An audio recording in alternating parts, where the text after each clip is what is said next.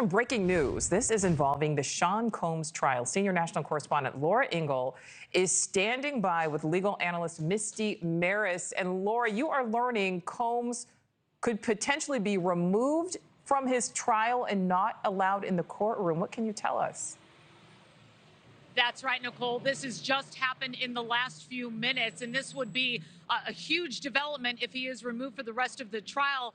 And what has happened here, as we are going through the cross-examination of one of Cassie Ventura's friends, who we've been telling you about, Brianna, who has been on the stand, Sean Combs has been, according to the judge, vigorously nodding during some of this cross, engaging with jurors, or at least appearing that he's trying to, looking at jurors. That is not allowed. And as you mentioned, legal analyst Misty Marris is here. I'm just going to scoot her in. This is breaking news, so we're just bringing her right in because we're here at the courthouse together. You just came over to tell me what the judge said. Explain to us what this means. Yeah, so this was huge because what the judge admonished the defense team, saying that Combs had been engaging with the jury, meaning that he's making direct eye contact with the jury and having a reaction, nodding his head.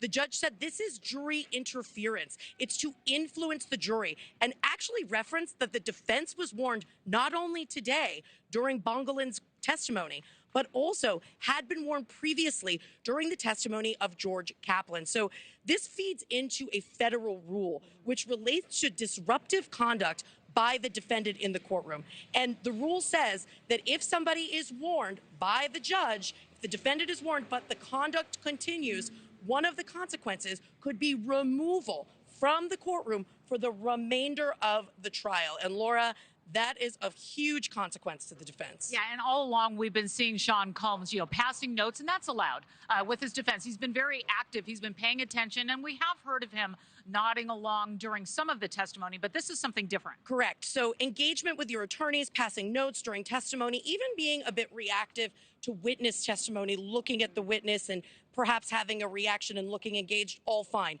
It's when it comes down to engagement with jurors and something that could tend to influence them in some way. And what the court looks at is their influence or intimidation. Is that what the defendant is doing, and could it have that impact? So here the judge was taking a very strong stance.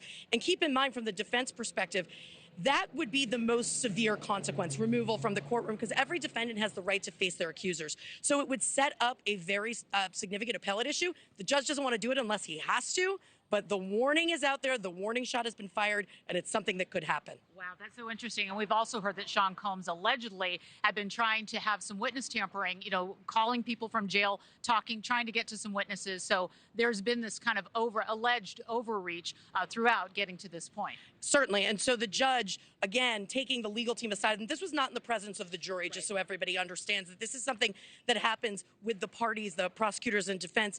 And we didn't know before that this admonishment had happened previously. Right. So this is not the first time the defense team has heard this. The judge even saying, was I not clear this morning? Wow. And the defense team saying, yes, you were clear, it won't happen again, and that they'll speak to the client. But the consequence, especially with multiple warnings, could be removal from the courtroom. And the reason this matters is the jury, it's not going to be lost on the jury if Sean Combs is not in the courtroom for the remainder of his very serious criminal trial. And there won't really be an explanation. So it could be something that would be deemed an adverse inference, and the defense does not want that to happen. It would be very detrimental.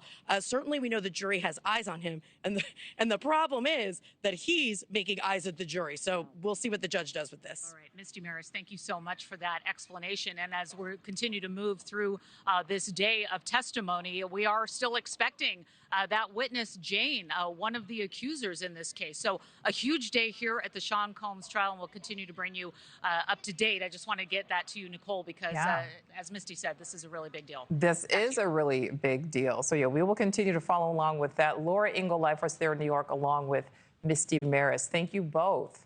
Thank you for watching. Subscribe below and download our NewsNation app right now on your phone, and you will get fact-based, unbiased news for all Americans.